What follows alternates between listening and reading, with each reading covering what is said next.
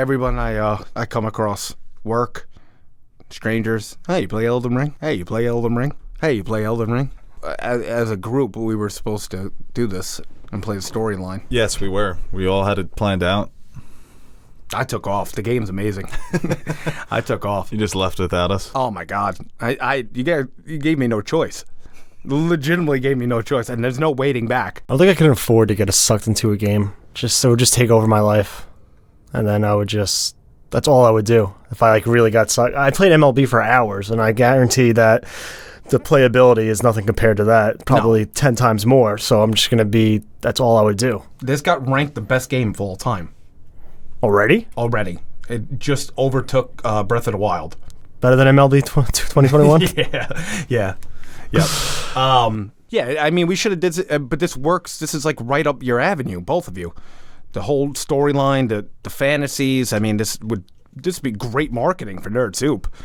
I was going to play this game. But yeah. Yeah, kind of selling us out here. Well, I'll carry the load. Basically, you're calling us out. Yeah. Well, it's kind of like you guys tell me to watch movies. Play the fucking game. Play the fucking game. Is that a gun? To be fair, I actually went to see Batman yesterday, and you said no thank you. So. Well, I had a long day yesterday. Oh, that's fair. Some people have long days. And I had to do some running around after what I had to do in the morning. Okay. Fair enough. And I was exhausted. Okay, that's so I apologize. I realize you have other responsibilities and you can't put down your life to go do something.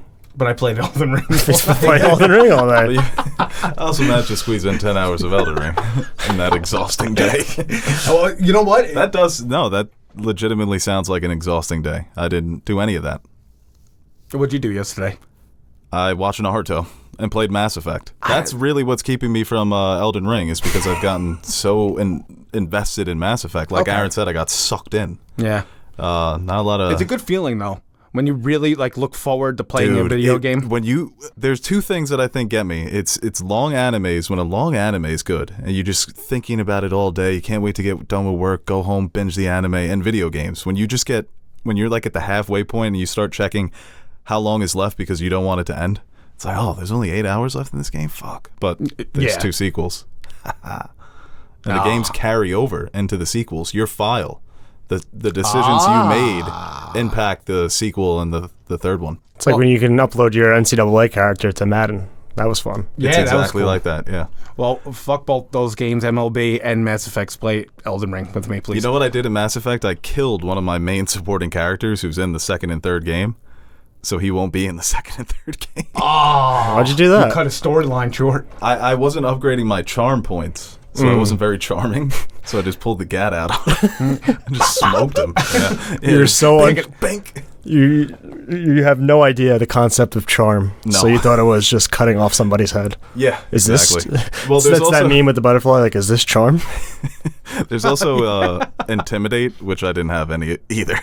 So I'm not charming and I'm a pussy. I just shoot people. Just cowardly, shoot them from behind. Cowardly in the back after all I've done for you. You told him to take a dirt nap? Yeah, that was a beach nap, actually. Oh, okay. Rest in sand. Nice on the sand. Yeah. Push him into the water. That's it.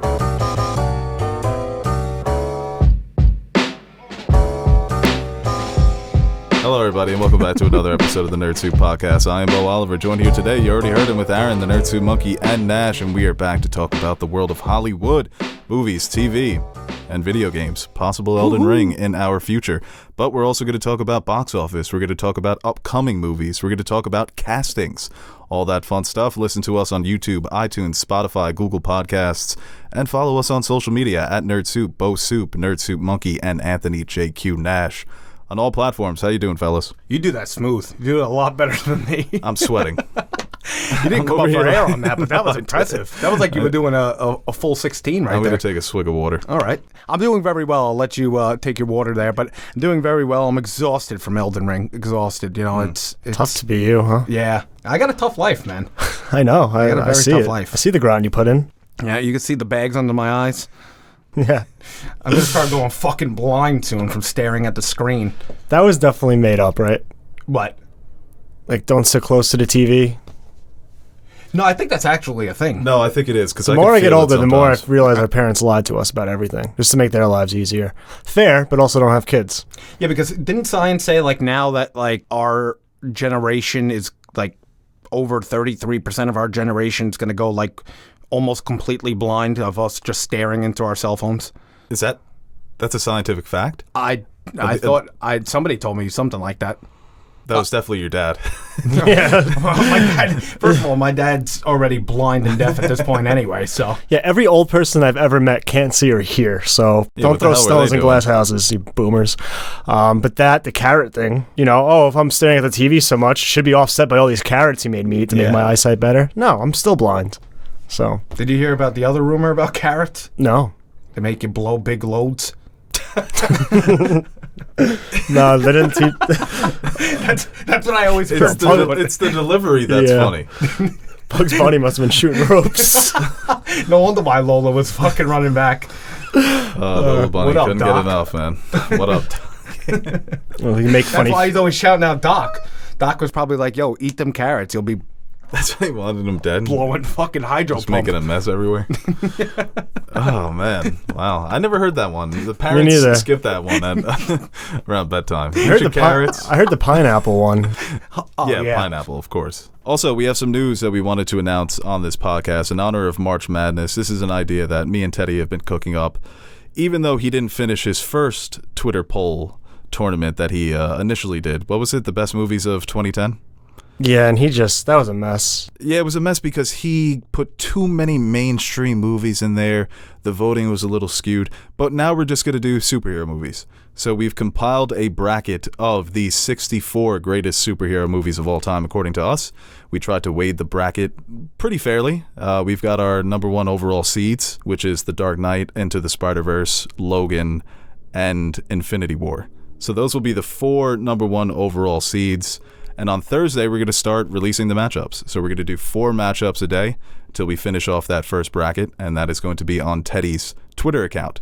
So he's going to be the showman. He's going to be the one writing out the tweets. So all the messed up grammar and the wild comparisons and questions that he's going to be asking people.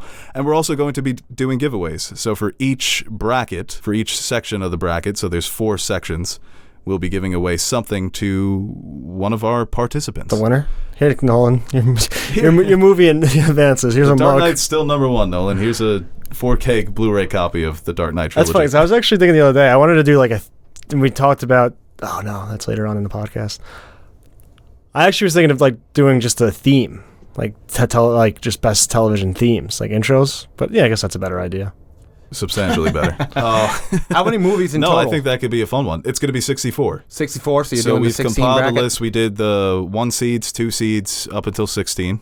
But you know what it was for that? It was Attack on Titan, whatever season that the famous intro is. And I'm like, well, what about season 1? That was a good intro too.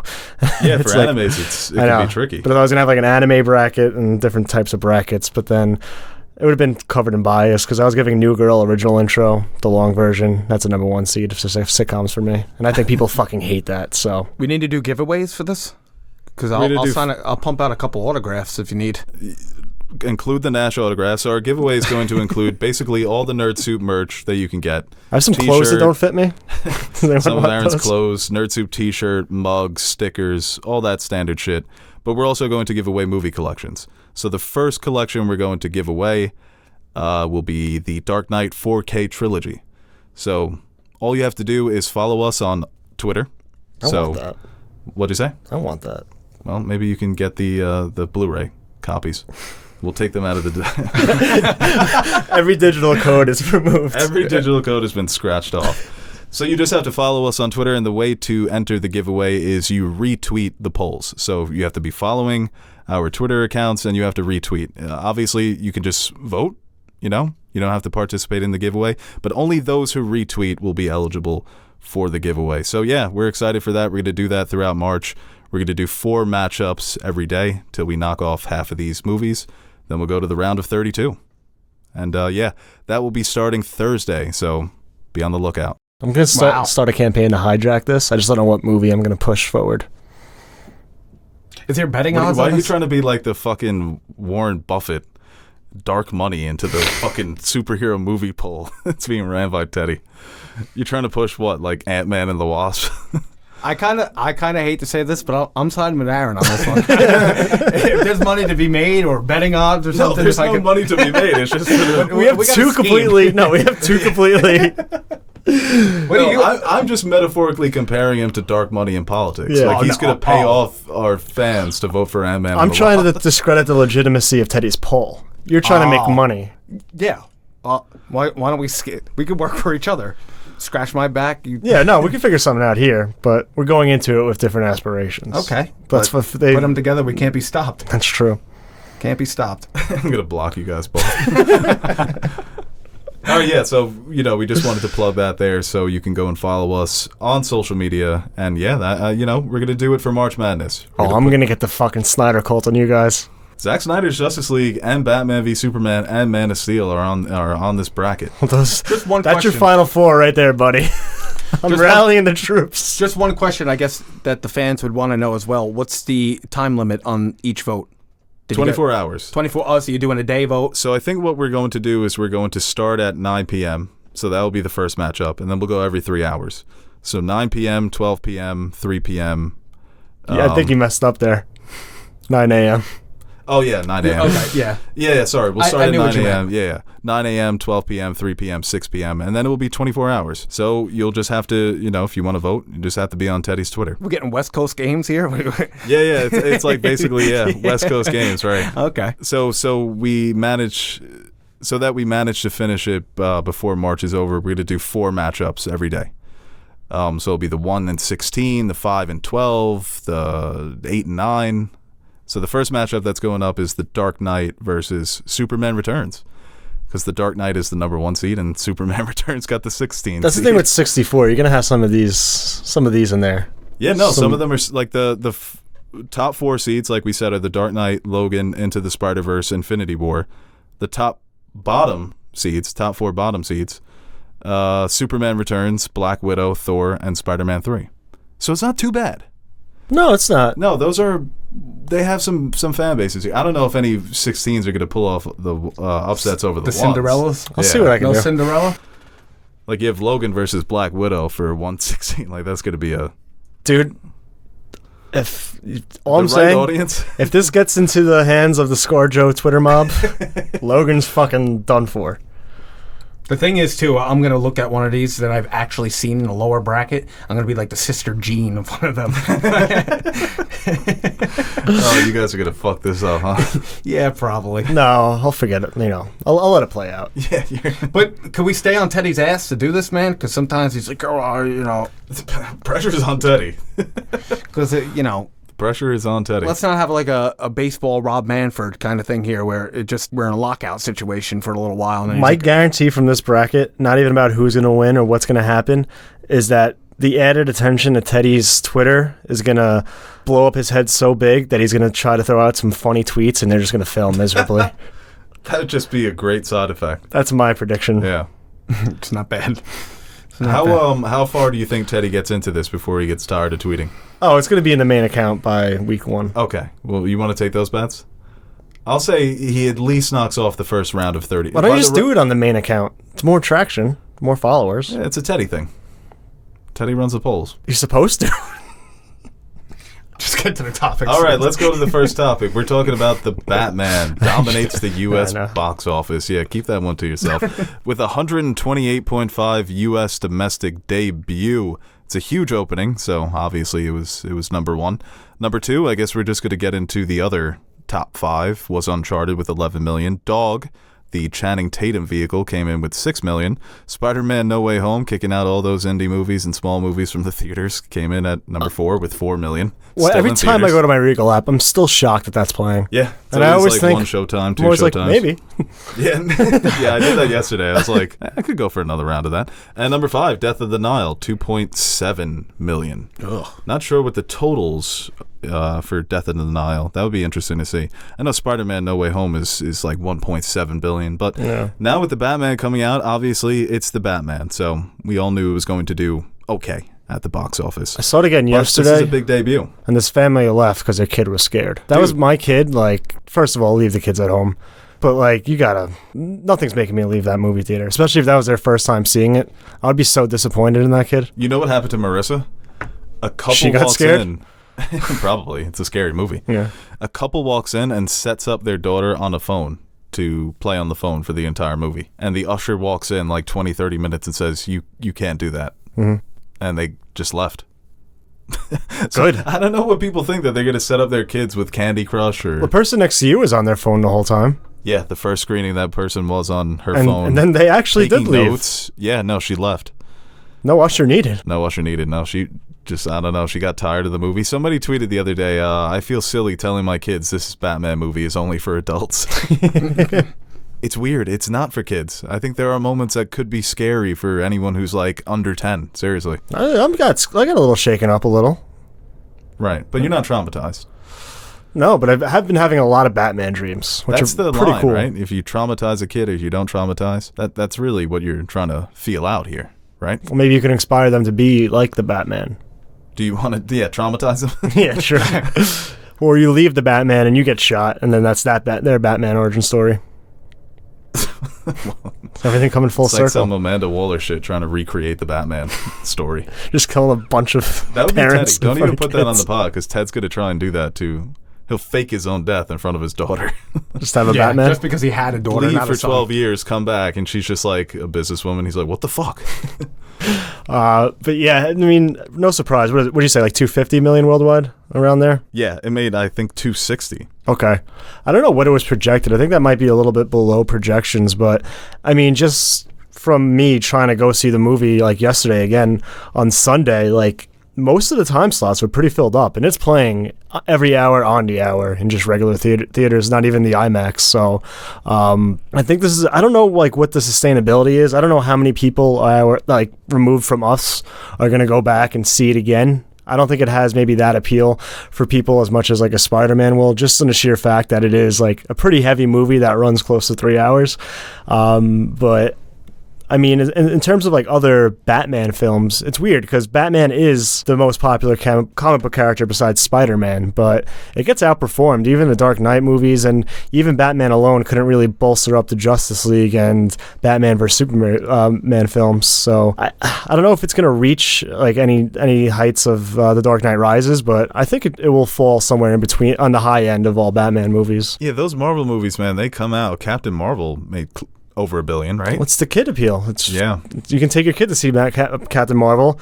If you have kids, you might be hesitant to make them see the Batman, especially when the villain is the fucking Zodiac killer. Right, and I think for a movie that is this style, this tone, such a slow burn, being close to 3 hours long, the fact that it did make this much money is a great start, but we have to wait and see how much money is it going to make overall. But, you know, it looks like it's going to be a success. So if this is the route Warner Brothers is going to go, where it's consistently putting out movies that they stick to the director's vision, they allow the creative control, then that could be something that people anticipate, where it's not going to be Marvel where you're consistently going north of $1 billion because you could take your family and you want to see how it connects to the other parts of the story.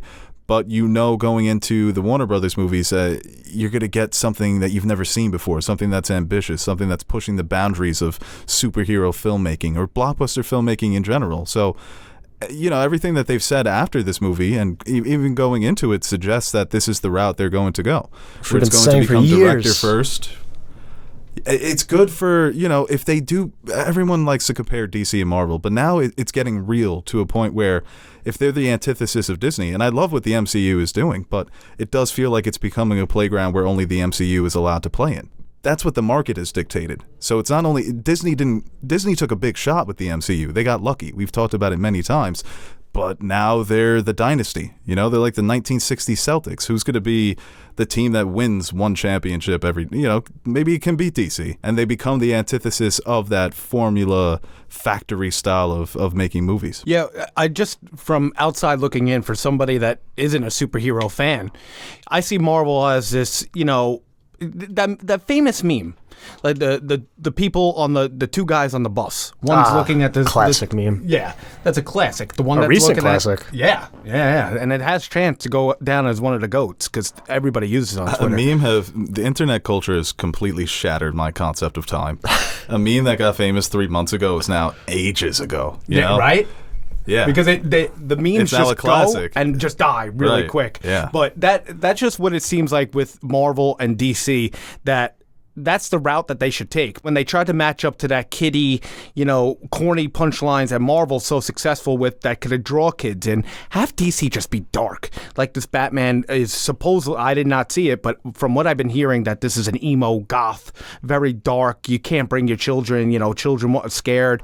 Why not just take that route? You're not going to go punch for punch in the corny aspect or the Marvel aspect. Just go that route with the Batman and create like a whole new kind of look to it. How are you a superhero and you're all hunky-dory? You got to go through some shit. You're seeing people die and everything. This is a good way to teach your kids that the world is just not rainbows and butterflies and compromise and more. Well, I think what's even more important, of course, Batman stories are inherently darker than most Marvel stories. But they started down that route with Man of Steel, where they made it a bit more dark and a bit more gritty, and they gave Zack Snyder the freedom to do his movie. It just wasn't wildly accepted by all the fans. And then the same thing with his follow-ups, Batman v Superman. So I love dark and gritty stories, and that's definitely an avenue that they can continue to go down with R-rated projects. But something like Peacemaker, you can't bring the kids to Peacemaker either, but for different reasons. It's got its dark moments, but it's an R-rated comedy like The Hangover or Great Judd Apatow movie. So it's not only the dark and depressing and gritty stories that work really well with Batman, but it's stories like with Peacemaker, giving James Gunn the free reign to do whatever he wants. That's something that, once again, Marvel... They may do it with Deadpool 3, but it's not going to be a reoccurring thing. Before the pandemic, it felt like every new Marvel movie came out was making $1 billion.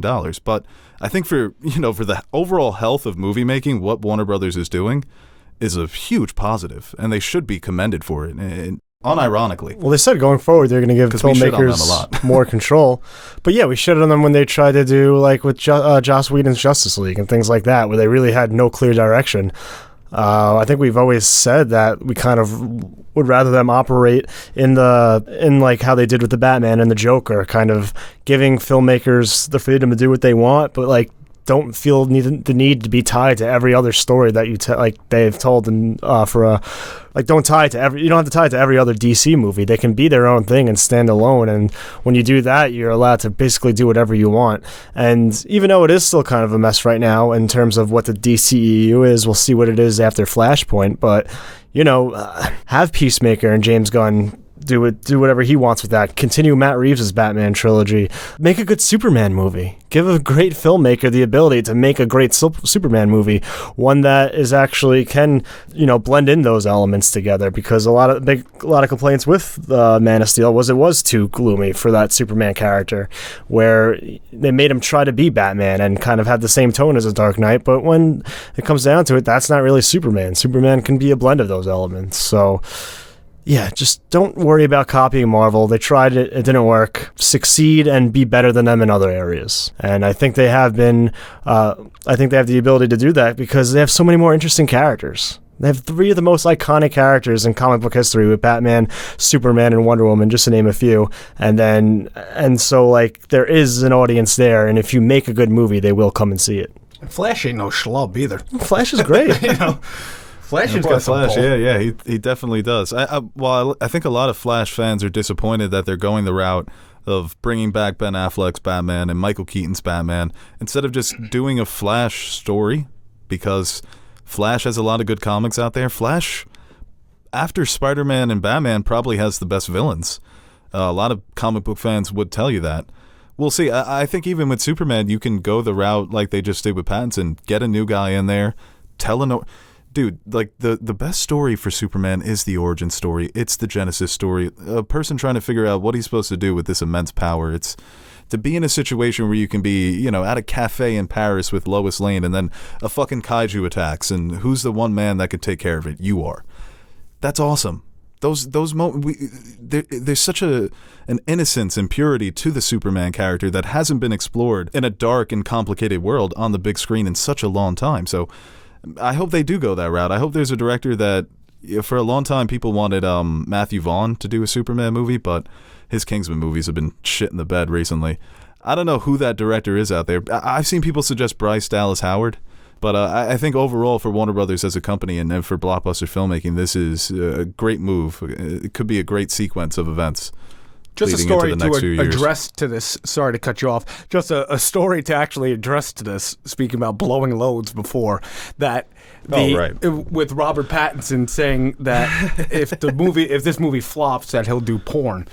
And that was very funny. That almost led me to picketing outside of movie theaters that this movie's too dark. And but everything Robert Pattinson says is a goddamn lie. So, well, I was going to hold him to Nash it. is like, well, if we account for inflation, it could be considered a flop because I'm like, premium pricing. Some theaters are overcharging. yeah, how about that? AMC was at AMC, right? Charging more for Batman movies.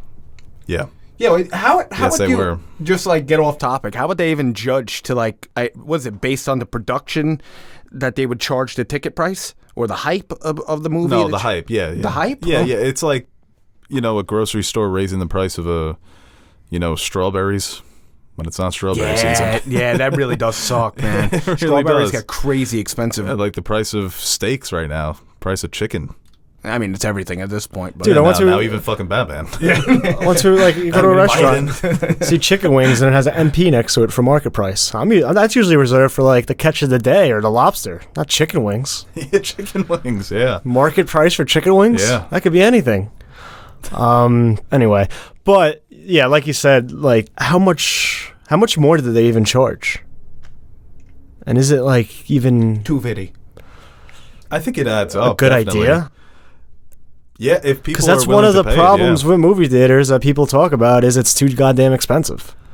Right, but I don't think the problem is going to be fixed by them. I think they've just lost, I think this is them throwing in the towel.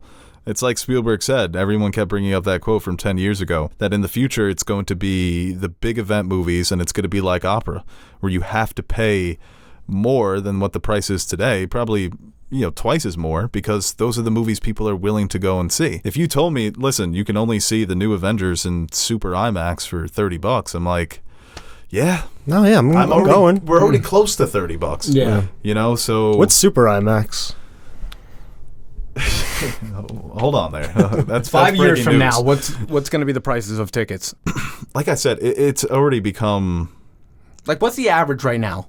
It was think standard's $15 like 15, for right? standard. IMAX is around 20. But then in the city, I think standard's 18, and then some of their IMAXs in the city are 25 plus. That's ridiculous. Or I know the Lincoln Center IMAX is 27 tax. And yeah, you But dip that's it the in. biggest IMAX in the city. But other IMAXs are all 20 plus in the city. Yeah, you dipping into 401k and taking out a second mortgage to just get a fucking small popcorn and a blue Now they slushie. have the Regal has the Screen X, and they're doing a 4D theater in that Regal as well. Like all these gimmicky things when it's just like, well, yeah, whatever happened is putting the movie on a screen and sitting down and eating some popcorn. But I think it is also similar to the Oscars, where they may be ahead of the game here, where it's like, yeah, you could still come out to the movies, but it's going to cost you a little bit more. They're realizing people just have other options. They're staying home and they're watching the new show on Amazon Prime, or they're playing Elden Ring, or they're on solving Wordles. Whatever way people are killing time before they die, inevitably. Wordle has to be the worst way to start your day. Is it? You don't need that stress that early in the no, I morning. haven't. Meditation.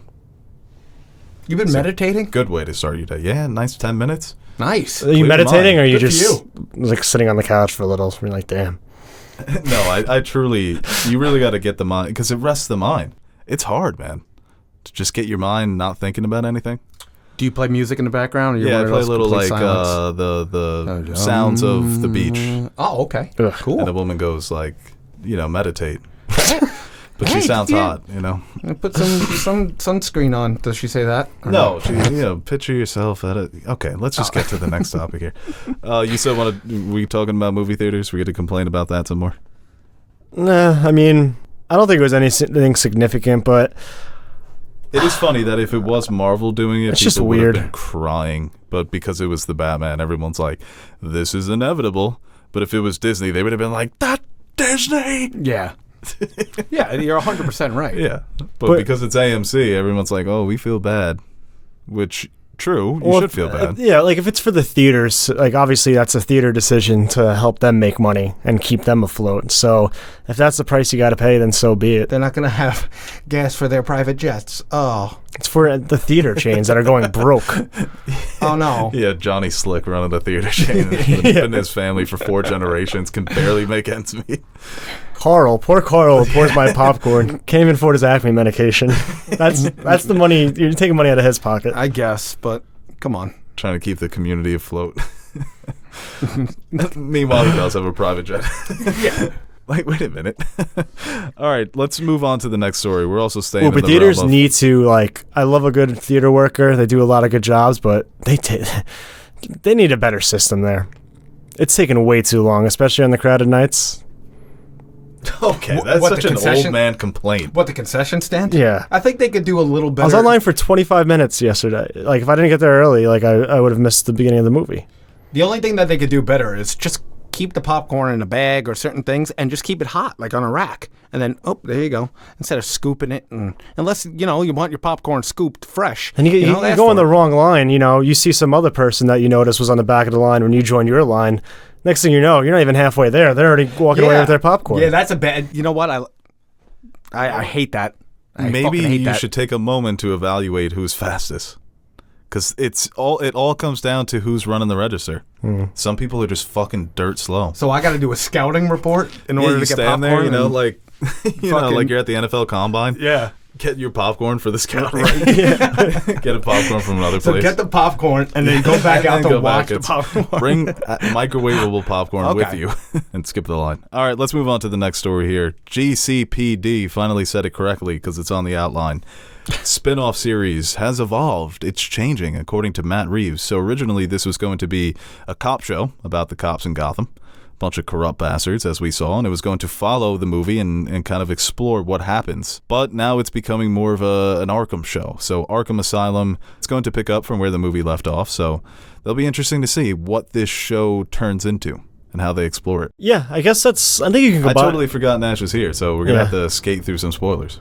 Well, we think we should. Here It's only or been that out I didn't for. watch the movie. It's only been out for a weekend, so I don't think we can spoil much. Anyway. Yeah, for that you didn't watch the movie. Just Just I've completely. erased you from my mind. Wow, what's up, Nash? Oh shit! How are you? Whoa, where'd you come from? It's been years. You can tie the two together. Like, it doesn't have to be like GCPD and Arkham Asylum, like, kind of run in the same in the same lane as far as the bad guys who the GCPD arrests, who are mostly insane, end up in Arkham Asylum. Right, and without spoiling the movie, what they can explore. I mean, Arkham Asylum is going to be a fucking madhouse at this time period.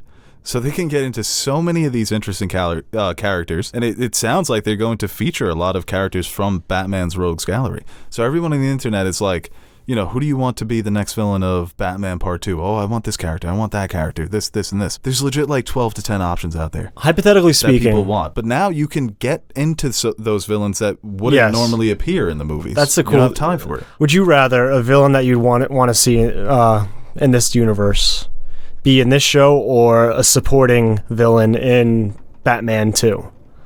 Where they're not going to get as much depth, we're not going to have as much screen time, where maybe if they do it in this show, they will have much more time and much more development, and you get to spend more time with this character. Like, let's say Scarecrow. Maybe he's like a supporting villain in the second or third movie, and he's there, but he's not really the main focus, and there's other things going on. Or it's like the main Arkham villain is going to be Scarecrow, and you really get to get into this character. Yeah, I think that would be great. Because you don't need to Maybe do you just get- Scarecrow in a movie. It's actually a good point. You can have Crane as the doctor at Arkham Asylum and kind of go through his whole fucking story. Yeah, no, you could definitely go that route. There's some characters that you can introduce here and then reintroduce them in the movies that they're going to be the big bads. I think some of the villains that appear in the movie, in the Batman movie, could also appear in the show. Same actors, So there's some continuity there. The character I really want for the Batman 2 is... I think Poison Ivy would be great. And I think we haven't seen her on the big screen since Uma Thurman, which, for what it was, I guess you could say it's iconic. Yeah. In a bad way. No, Mr. Freeze is iconic. Yeah, right. And I would actually love to see those two for Batman Part 2. I think you could do a similar, how they have Penguin, Catwoman, and Riddler, intertwine their stories in some way. So I think Poison Ivy, you can get one of these, it's such an honor to play a Batman villain. It's like you have to be considered one of the best actors of your day. Like, get like a Cate Blanchett, or so swing big, maybe, or go, if you want to go younger, an Emma Stone, or I don't know, somebody incredible. I think every redhead in Hollywood has been fan cast as Poison Ivy. Yeah, go no redhead and have someone dye their hair. That's crazy. Do it up. No, I think it's an interesting idea, especially if you can get some cameos. I don't know. They never did Batman on television. Like, it's kind of like something they won't do. But maybe in this instance, you could. I hope they do. I don't think you can. But if they used him the right way, yes. Like, imagine if he just made little cameos throughout, just being awesome. Just like in the shadows. Right, like Batman's there. I am the shadows. Maybe you think he stopped when he up. was doing that voiceover? It's like, they think I'm in the shadows. I am the shadows. Had to stop for a second, like, whoo! Damn, yeah, Brucey, again, I'm on this one. Yo, Alfred, write that shit down. But like, yeah, have him like show up or be like just looming over the entire series. And this is a fun way, like, you know, where was Christian Bale's Riddler? Where was his Poison Ivy? Or like all these different characters from this rogue gallery that he's never we assume he's never even interacted or they don't exist because they only had 3 movies and a limited amount of villains. And this way you can be like, oh, even though if they don't actually have head-to-head and we don't see their encounters, maybe they encountered the Batman in year 2 or year 3 in between movies 1 and 2, and they have those stories of the Batman or that experience with them, and we can get a little bit more into the character that way. Yeah, Matt Reeves also revealed that unnamed Arkham prisoner has a relationship with Batman already. Okay. So he could be in it. Would be interesting to I think that's also a character that great way to introduce Harvey Dent also. Yeah, no, I think you could bring in Harvey Dent. People have been doing the John Bernthal fan casting for Harvey Dent. I think Oscar Isaac. That would be cool too. Hey, he had talks with Matt Reeves about being in the first movie. I remember that was a report that we talked about on this podcast. Everyone assumed it would be Batman, but maybe, you know, he'll be Harvey Dent. I just want to make sure that I'm getting this right. So you're talking about the show itself to introduce a villain into the show to lead into maybe a Batman 2? Is that what you guys are talking about? Arkham Asylum is a place where they send all Batman's villains. Okay. So when he catches them and they lock them up, they send them to Arkham Asylum. It's like a mental health hospital, but also for people who have committed crimes. Yeah. So Joker's there, normally, you know, Riddler, all those crazies.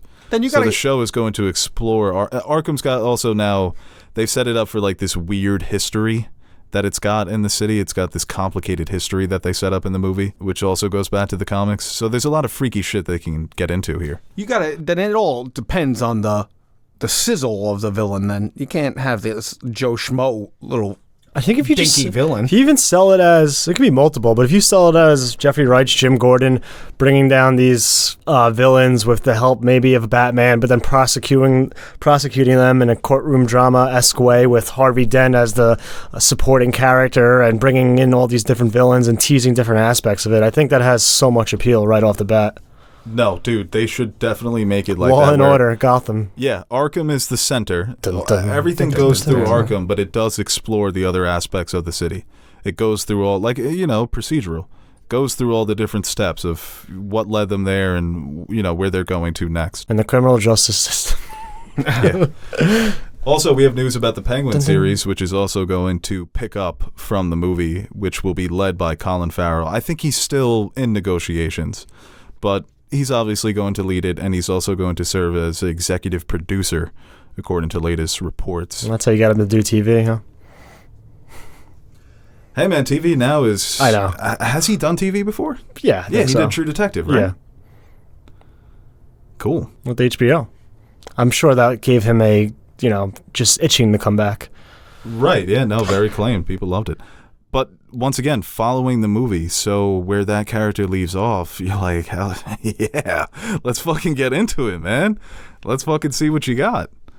Is that being worked with HBO? Or is that they don't have any network decisions yet? No, that's on HBO too. HBO. Oh. Yeah, HBO MAX. That's so crazy. Like when that's fucking fire, that's the thing with Batman. It's like they don't miss. When Marvel went with the MCU and the connected universe and going to all these different things and different cosmic realm and this and that, and we got these characters and magic and multiverse. It's like you can like do all of that, not like the cosmic and multiverse, but there's enough characters and history in Gotham to just do like a shared universe in that city alone. That's how many fucking characters they have at their disposal. Characters that people care about and want to see.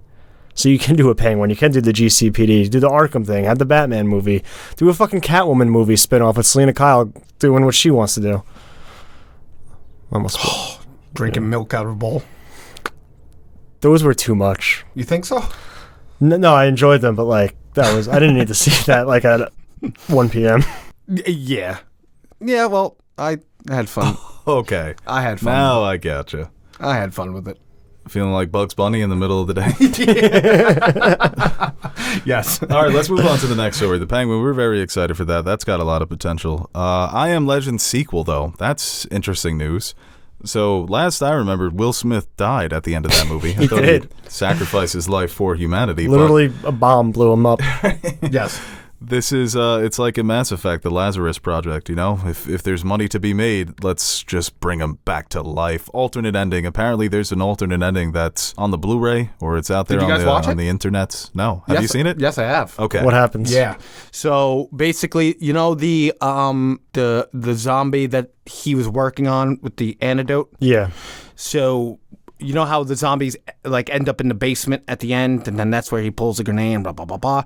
So it actually, it's fucking stupid. It's really fucking stupid. I thank God they didn't make it this way, but. Well, he doesn't die in the books, I'm pretty sure. But go ahead. He doesn't die in the original books? I'm pretty sure in the book he doesn't die. Well, if the books have it like this, the books probably fucking suck because the zombies come in and basically the zombies are just screaming in Will Smith's face, and Will's like, I have the you know how he's like, I have the antidote, and then he ends up like slowly going in to get it, and as he's going to get it, the zombie's like screaming in his face.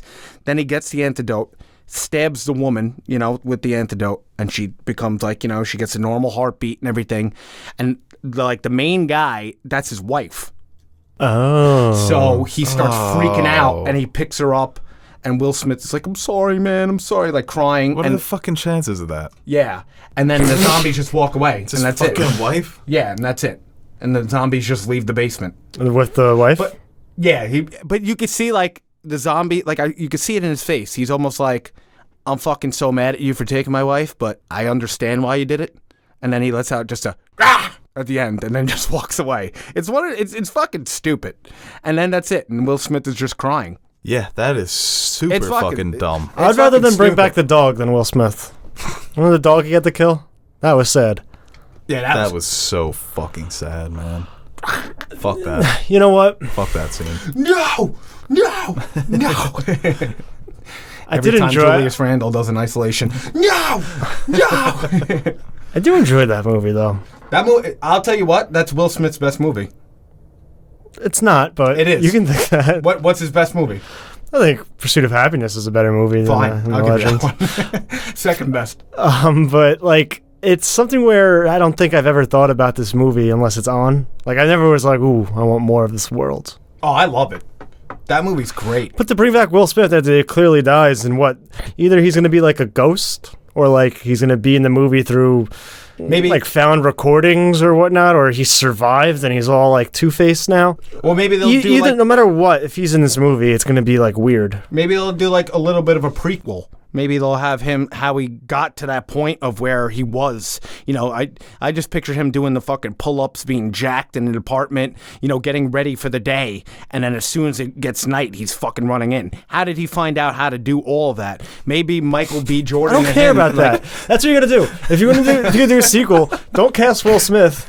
If he's coming back as an executive producer and that's what this means, fine. I'm totally okay with that. If he's gonna like even write or direct or whatever he wants to do, because Will Smith could do anything at this point except for like star in this movie. Michael B. Jordan should just be like a new character in this world after they had the antidote, and now they gotta like, oh, how do we get the antidote out? There's still problems. We need to get these to other cities, find people who need it, things like that. You All can the explore masks. that aspect of it, but unless Will Smith comes back as a zombie, that would be kind of cool. Zombie. I guess it'll be cool to see these two on screen together, Will Smith being the biggest star of his day. Now it feels like Michael B. Jordan is sort of the Will Smith of this time as well, you know? Like handing of the torch. Yeah, it Kind is. It's fun. I think when, you know, you don't get this opportunity in sports normally. You know, we'll never see Jordan and LeBron play against each other, but with actors, you could be a classic, legendary actor. You know, Will Smith's not this old, but, you know, if Al Pacino worked with Chalamet, that's awesome because it's a legend working with a budding legend. You always have that possibility. I want Al Pacino to be Chalamet, but in the movie, it's older version of the character. Just so it's like Chalamet grows into Al Pacino. Is that the script you're writing? It is now. I Am Legend 3. Pacino and Chalamet? With Pacino and Chalamet. I'd much rather skip. That would be hilarious, right? If they came out and said, we're just going to skip I Am Legend 2 and just go straight to 3, that would be bold of a studio. Oh, yeah. Right? I mean, it's different. If you're going to bring Will Smith back to life or use the deleted scene as canon, then you can do anything you want. Yeah, I Am Legend 4. Maybe they do an alternate scene like they did with the ending where he, like, when he's on the radio and he's like, if anybody's out there, and then Michael B. Jordan's like, yo! Yeah, I'm here. Yo, what's up, There's Willie? actually a safe spot. You don't have to live by yourself. Yeah, we'll do a sequel, another $800 million at the box office. I kind of like living by myself.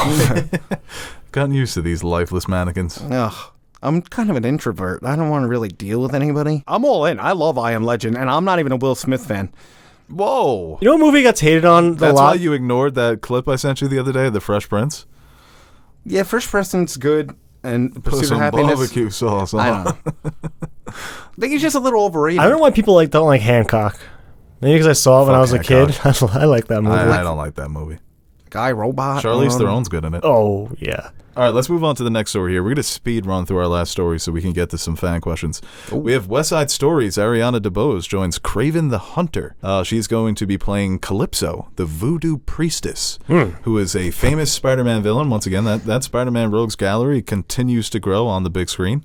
I'm excited for Kraven the Hunter. This is being directed by J.C. Chandor, who did All Is Lost and A Most Violent Year. A Most Violent Year, one of my favorite movies of that decade. So for him to bring that sort of style and sensibility to a character like Kraven the Hunter being played by the sicko that is Aaron Taylor Johnson, meaning that he can play sickos on screen, I think this has a chance to be solid. Nocturnal Animals. He plays one of the fucking creepiest characters I've ever seen on screen. But I think Sony is also showing this willingness to divert from the norm. The thing is, focusing on your villain. But you know what? Kraven is a character you can do without Spider-Man. Mm-hmm. I think that this is the villain to go with if you want to do like a more adult-themed story with somebody who's completely out of his mind. But I don't know. What are you going to say? Well, that's the thing with Spider-Man. That should be the Marvel equivalent to Batman in terms of popularity and just you can do it on its own stacked group of characters where you can do it on its own. You can do spin-off TV shows and like Batman's doing right now in the universe they're trying to create on HBO Max. You could do that with Spider-Man. But it's also, they're sharing it with Marvel, so it's that whole thing, and then it gets confusing with the different worlds and the multiverse. And not to mention, Sony's trying to do it, and Sony's track record is pretty bad. So it's like, whereas I'm excited to see what they can do with Batman, because I think HBO has an excellent track record, and what we just saw at Batman and Matt Reeves, like, we know how good that universe is. So there's excitement there. When I look at Sony, I can look at the Spider-Man and love them, but then I attribute that mostly to Feige and Disney rather than Sony, because I see what Sony's done with Venom.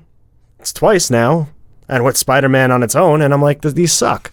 Yeah, no, it's all fair points, and this is stuff that we're going to continue to talk about as these movies are announced and in development. But we'll see what they have up their sleeve in Morbius, right? I'm no longer like jokingly excited for Morbius. I think I'm just generally just want to see what it is at this point. Yeah, I think we all do at this point. All right, next story here. We have White Man Can't Jump is getting a reboot with Jack Harlow. I feel like this is a Nash story. I don't know why. I feel like you have a lot of opinions on this. When I first saw this, I was like, wow, this is... This seems I feel like you're not down with this. This seems like a very Hollywood thing to do, the corniness of today's generation of like this type of reboot bullshit. But you know what? I'm all in with the corniness. You know, if you're going to do the Jack Harlow, one of the biggest, rap stars right now. I thought you were going to say one of the biggest white men. Well, I mean, not for nothing. That is kind of true. What's his vertical? Yeah, that's what I want to know. Can he ball? Because Woody could ball.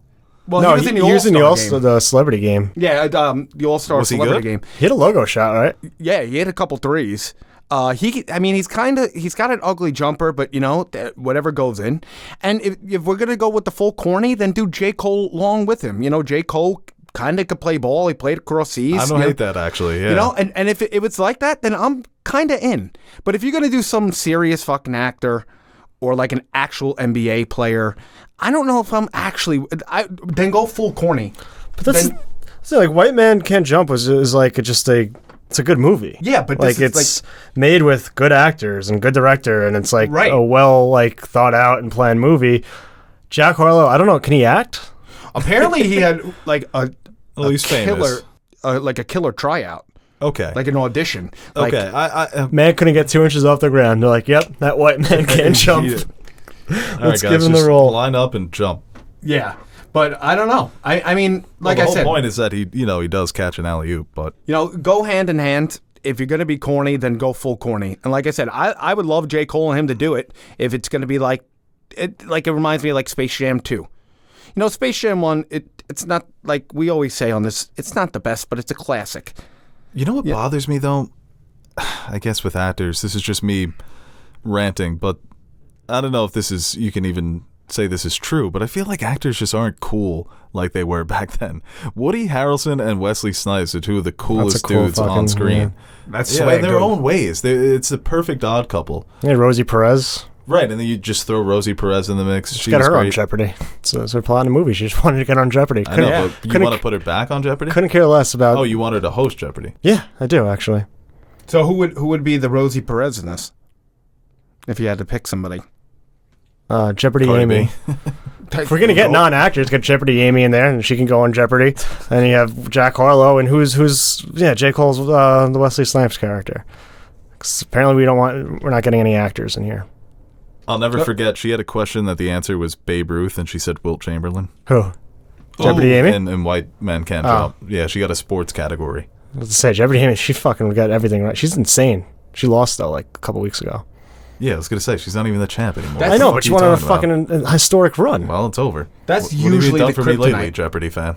That's usually the kryptonite for the Jeopardy nerds. Like the Sports? Jeopardy, the Yeah, sports sports, ones yeah. always Did you cripple see that them. Wheel of Fortune one that none of them could get the other day? Yeah, that was hard to watch. That's me with Wheel of Fortune. What was it? I forget what the phrase was. It was something like, but symbols like... Weathering the Storm, I think it was. No, but like something akin to that where it's like like weathering, Oh, Feather in Your Cap. feather in your cap. Yeah. All the letters were there. It was like Someone said nap.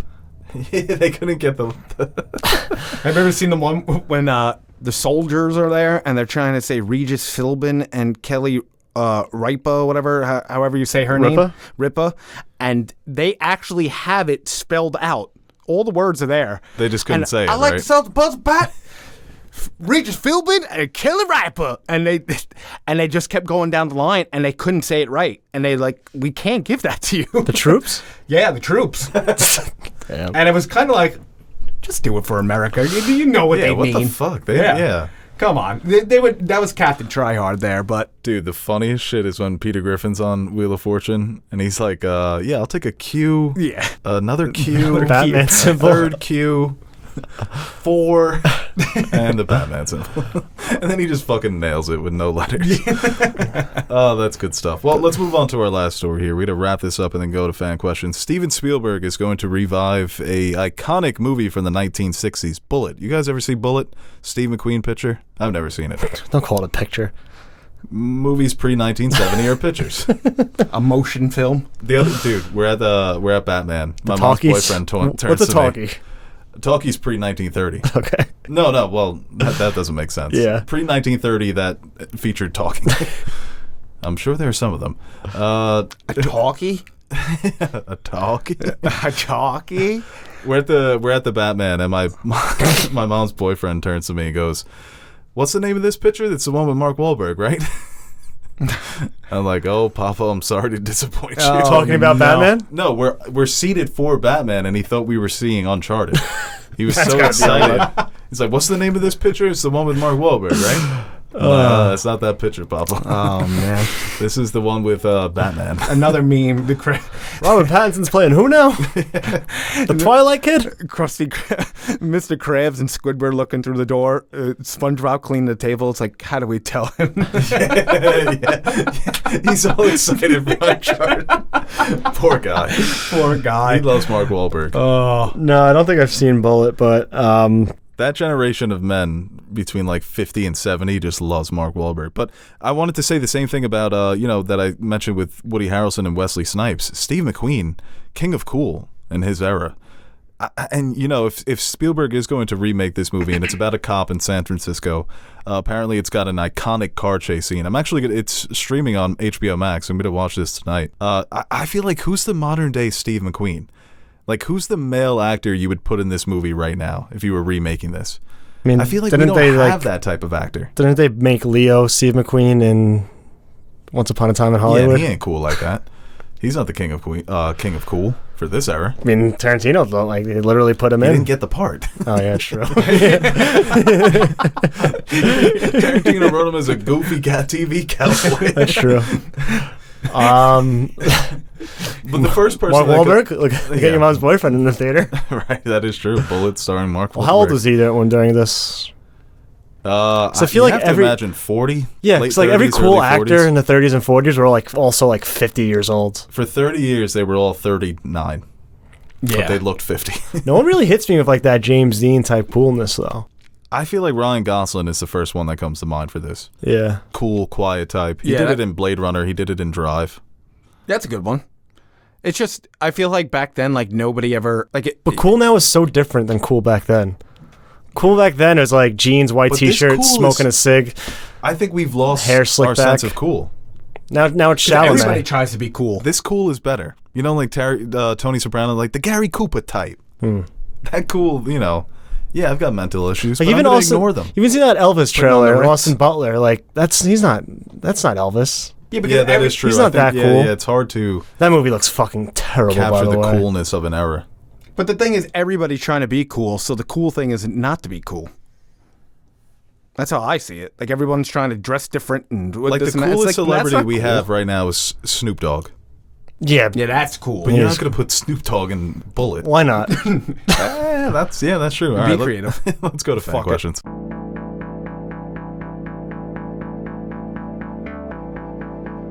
That's for the fan to decide. People you call up to the show, you better be ready. That's what you're supposed to do. Sitting there arguing and you're trying to spell your name and all of this other stuff. It's not your show, it's my show. I'm giving you the opportunity to speak your mind. Don't call up here unless you got something to say. Well, a lot of the people who it can play cool, but you really see them in real life, and they're kind of they seem fun to be around. One thing that I feel like Andrew Garfield is a blast. I can just pal around with him. Fun to be around celebrity. I always feel like Obama. Too much going on. You know what his day to day is probably like? Yeah, golf and he basketball. finds time for you. It's you and Obama day. Yeah, but then you got It's just you and Barry O. Barry O. Hit the links. He's a bad You don't man, golf. Gemma. No, well, yeah. I have golfed. I would with Barry. If he answered my calls. he This likes to watch movies. Yeah, no, he's got great taste in film. Great taste. I feel like Lil Wayne seems cool. Well, he's like best friends with Skip Bayless. That's I the don't least know- cool I thing don't I've know if ever that's heard cool. somebody say. The fact that he opened himself up to start a friendship with someone like Skip Bayless tells me that I would be able to hang out with him, that we could kick it, that he wouldn't look down on me because I'm Bo Oliver. He's like, and I'm Lil Wayne. Yeah, but Skip's got some pull for being a corny old asshole. I'd much rather be friends with Shannon. He seems like a blast. Now that's cool. Yeah, Shannon Sharp is a cool dude. Yeah, that's cool. When you're Now that's smoking Black and cool. Miles and drinking Hennessy on the set, I mean, you're a cool dude, man. Be on the miles and them yaks, Skip. This question here from Mark Elglass. Mark. Is there any chance, of course, that the Batman is better than The Dark Knight? No. In certain aspects, sure, but as a complete, then I don't think it's kind of. I've seen it twice now, so maybe if any time for me to make that claim, it would be now, and it's still not there yet for me, and I don't think it will be. That's just such a good movie. Pre-second. What? I asked you pre-second, and you said you gave me some. I won't let them behind the scenes. But I said you it's a better Batman movie, but not a better movie. Okay. Yeah, and then you saw it a second time, and you stamped it. Now Yeah, I think it's got the AB. the stamp. Batman story we got is better than the one we got in The Dark Knight, and I don't think it's a criticism at all of Dark Knight because I still think it's a 5 out of 5. See that letterbox score, but it's the Joker. That's the best part of the movie. Okay, yeah, so the supporting cast around it. Yeah, and I don't think any, like, you know, I love Paul Dano as a Riddler, and I love all the other things they did in this movie with the supporting characters, but just that dynamic between the Joker and Batman, it's hard to fucking replicate that. And, you know, Christopher Nolan, I don't know if you heard, good at making movies. Yeah, I mean, if you're asking this question and you haven't seen the Batman and you're saying, is there a chance I might like it more than The Dark Knight? Yeah, based on all the response, based on the reviews. There's You personally? Yeah, I'm sure. Like, I don't, like, if someone told me they like it better than The Dark Knight, I'm not gonna be like, oh, that's fucking crazy, you nut job. You have zero taste. I'd be like, yeah, I get that. Right. Yeah, but like, you know, a lot of people are going to end up liking this more than The Dark Knight because it's a good movie. You know, The Dark Knight's not everybody's favorite movie. Yeah, if I give one a 4.5 and 5, I'm not going to be insulted if someone likes it more than the other, or I could probably make an argument that it is better, and I don't even think it is better. You're just that good, huh? Yeah. You know what? There you go. Yeah. I like that. I am. Put your balls on the table. I like it. It's weird. This question here from Julian Parker 3. Julian. What in your mind is the best book to film TV adaptation to date, and why? I believe that's the third. Say that again? Julian Parker the third. Okay. It says the number 3. I just made that up. I just felt like it's a weird thing to do. Somebody's name? Well, it's either they're the third or it's trying to do like a CP3 type thing. Okay, what was the question? What is the best book to film TV adaptation? From Julian Parker. JP3. JP3. Our number one best listener. book. like It's still The Godfather. faithful, or in terms of like good book, good movie. Like No, I think it's just best book to film adaptation. Best adaptation from a book. okay, So it's still The Godfather because the Godfather book is a good book, but what they did in the movie just made it a great, flawless piece of art. It was like it was almost like an outline, like the greatest outline ever for a movie. but you could say like the Lord of the Rings, but then people who love the book and don't like the movie can argue that like it's a terrible adaptation because of this, and that. But like in terms of like good book into like a great movie, like Yeah, but some people will say, you know, if it's a good book and then they made the film better, or if it was a great book and then the film was just as good, or, you know, they could say this, and that. We're going film and TV or just TV? I'm going Lord of the Rings then. I mean, This is great. Aaron's like asking 17 different questions within the question, and Nash goes, "Is this film or TV?" Let's keep it simple, you know? I'm just gonna go like what The I way think our is. three brains are working right now. Yeah. This is why people listen. I'm just gonna go with like my favorite movie based off a book, and I'll go all three Lord of the Rings. No, I think The Lord of the Rings is actually a really good answer. When people say, because often the saying it goes, the book is always better than the movie. Mm-hmm. So I think, no, Lord of the Rings is a strong argument where people say, hey. And I think that's also more interesting is when the movie is a bit different, where it's like its essence is the same, spiritually connected, but they took some liberties and they made some changes that fit film more appropriately. That's why I think what The Godfather did so well. You know, 2001 is the same way. Well, The Shining, yeah, just Right, yeah, The Shining is one where, you know, obviously people have their takes on that, but I think that fits, yeah. A Fault in Our Stars. Of all the fucking ones you could have said. Or James and the Giant Peach. That's not your opinion, you just thought of one. Yeah. That or James and the Giant Peach. Okay, yeah, that's good stuff. This question here from, Don't worry, I hate myself too. better movie for their respective hero? Spider-Man No Way Home or The Batman? The Batman. I guess it would be No Way Home for me, because I have it higher rated. And it is a movie that I enjoyed more. See, now to say what's Right, a better well, movie is or it what's a better for. Spider-Man movie, or is it a better Or is it a better- Batman? Yeah. Better. So that's how I took the question. Batman Like, what's a story. better movie for that character? And I think you'd have to go Batman because it is. Right, but I think you're also just changing Being a the dick? question. Yeah, Yeah. you're switching the question. But you could still go Batman. I mean, you think it's a better movie than No Way Home. I probably have them around the same, to be honest, but for different You reasons. just gave it 5 stars. The Batman? Yeah. No, 4.5. It's the Dark Knight's 5 stars. Oh, I thought you put the Batman at 5 stars No, on no, Letterboxd. no. Oh, you guys okay. memorize your ratings? This was like 2 days ago. Do I put a rewatch this early, or I just keep it as the Batman? No, you put a rewatch. Are you kidding me? You got to log the rewatch. Okay, I'll log the rewatch. So then people can look back on your year and be like, oh my I'm still God, missing I like watched four. Batman I have to 5 do a times. catch up. I'm missing like 4 movies that I've seen that I haven't logged. Anyway, but You got to remember. Set a it actually reminder. is interesting too, because Spider-Man, people forget. Like, I don't think anyone actually forgets because the movie came out a few months ago. But what I just forgot. Don't forget about Spider-Man, the classic. No, but like as much as like we point to the big moments of Garfield and Tobey Maguire, It is a good Tom Holland. it is a good Spider-Man Tom Holland movie. Spider-Man too, because a lot of the aspects that we've come to like be synonymous with the Spider-Man Peter Parker character happen in that movie in different ways and kind of unexpected ways. And it really is about Peter kind of finding out what it means to be Spider-Man. And it really is about Peter finding out what it means to be Spider-Man and how to juggle this life in a lot of ways. Yeah. Very akin to what would happen in most origin stories.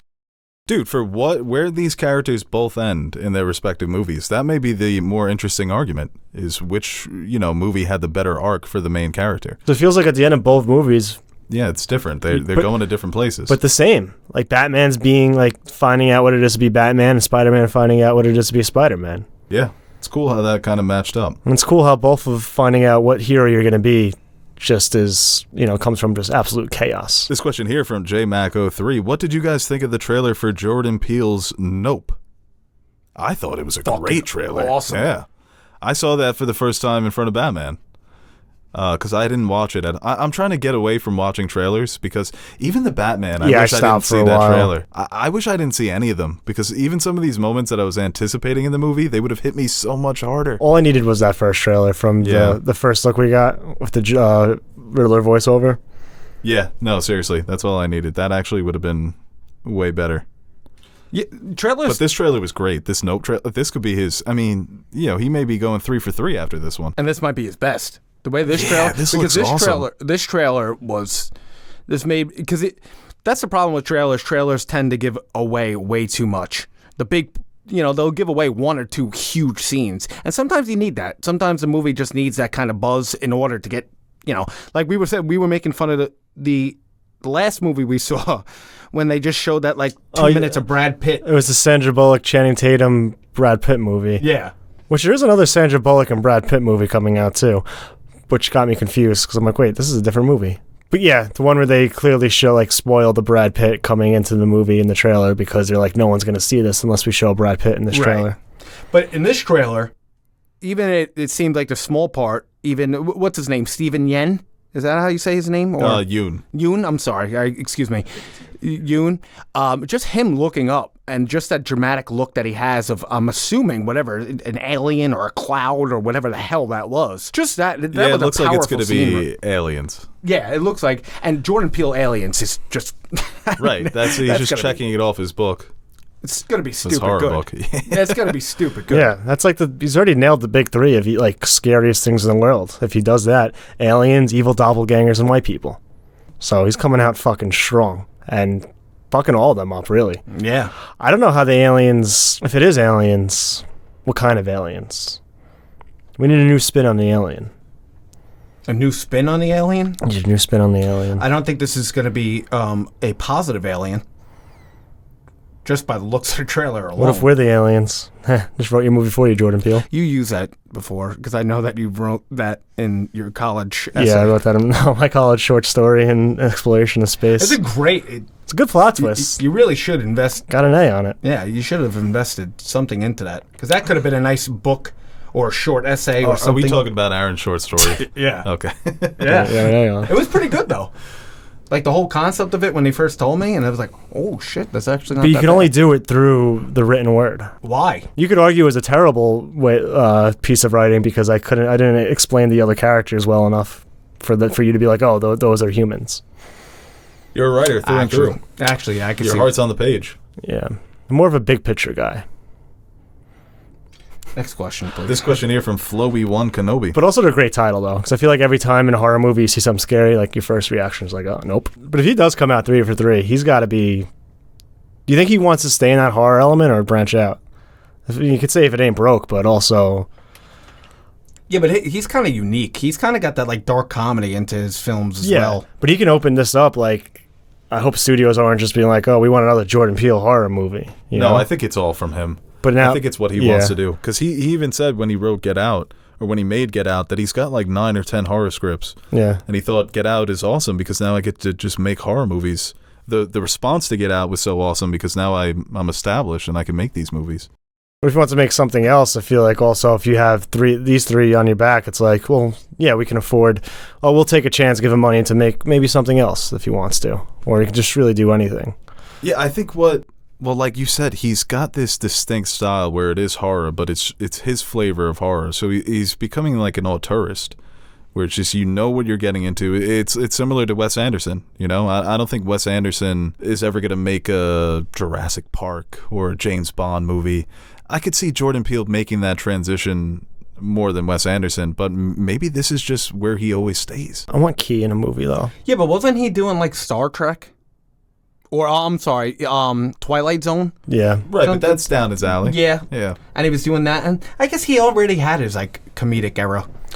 I won't bring Key back. Well, there were reports years ago that he was being approached for an Akira adaptation at Warner Brothers. Mm-hmm. And that's a movie that it was Nolan for a long time, and then it was Jordan Peele, and now it's Taika Waititi. And I don't know, maybe one day I could see him taking the reins. He strikes me as someone where it's going to be like Jordan Peele does Avengers 5.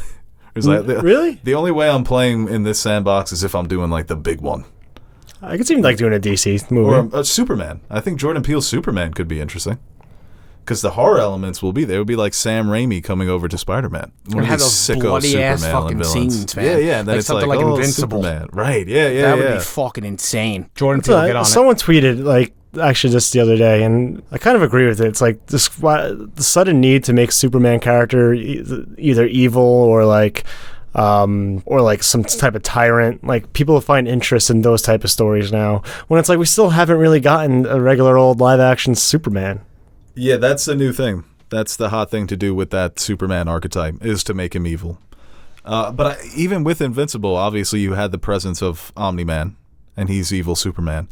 But they're doing both sides of the coin, where you have Mark, where it's young Superman trying to learn how to be Superman, how to become Superman. But still, I would like to just see, like I said, you can put Superman in a dark and complicated world, but he's got to make him the beacon of light. It's fine to tell complicated and messed up and dark, and you could stretch the border of PG-13 even in a Superman movie, but Superman's got a great rogues gallery too. He's top 4 probably, with Batman, Flash, Spider-Man, and Superman. So you can make Lex Luthor a twisted, demented villain, or even a Brainiac story. I was going to say Brainiac. So Brainiac is just a fucking killing machine. I want Bizarro. There you go. Seinfeld would love that too. This question here from Floby1 Kenobi. Rank the theme music of Game of Thrones, Westworld, and Succession. To me, Game of Thrones is always going to be number 1. They evoke different emotions. What was the They're second one? perfect for their shows. They all are perfect for their Westworld? shows. I'd put the Succession theme over Westworld at this point. Yeah. That shit just fucking slaps. I'll put in Succession over Game of Thrones. I don't hate it. I'm doing Succession, Game of Thrones, Westworld. I mean, that's like saying Beatles, Rolling Stones, Led Zeppelin. Yeah, you really can't. Would I rather listen to Can't go wrong. Like the section theme is like, I think it's like definitely more my style of things like I would enjoy listening to.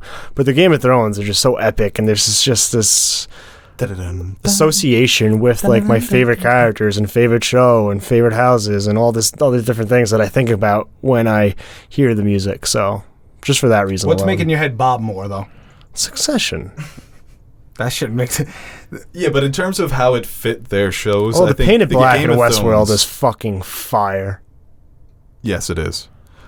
Pound for pound though, that music that they have in Westworld, the different the Painted Black. They had Black Hole Sun. Yeah, Black Hole Sun. What was it?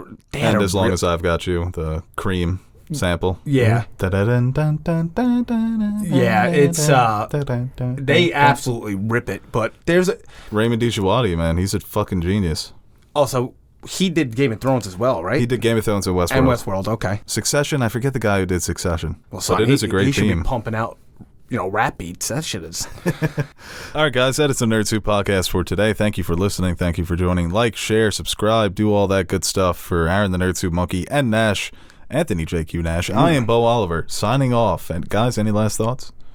And remember, check out our tournament, our greatest superhero movie of all time tournament. Yeah, make sure you do the tournament, guys, and don't forget to follow me. You know, over the course of doing that podcast, over that hour, I think, maybe we'll do it on the main account. That I've had some time to reflect, think about it, mull it over. What tournament? Damn, we were making some good points in that video. Hey guys, Aaron the Nerd Suit Monkey here. Before we end this video, I want to give a quick shout out to our Patreon supporters. What can I say about you guys that I haven't already said about myself? You are the most important part of the channel and the main reason we keep going strong. Like Bo says, you keep the lights on in the fridge so the fridge is full. Or something like that. So, from everyone here at Nerd Soup, I'd like to thank you guys for your continued support. If you're interested in joining the ranks of our Patreon supporters, head over to patreon.com/nerdsoup and check out the rewards we offer to our patrons. We recently dropped some new stickers for you guys to check out, or you could choose a tier that will allow you to select a movie, show, or video game for us to review. We've got a full slate of fan-suggested reviews coming your way, and we're really excited about the chance to review some of those movies and shows. We've also got t-shirts, mugs, behind-the-scenes videos showing how we bring our videos to life. And once again, thank you to all our Patreon pledgers who have been supporting us throughout the years. Without you, we wouldn't be able to convert all your pledges into cryptocurrency, so thank you from my future self for making us rich.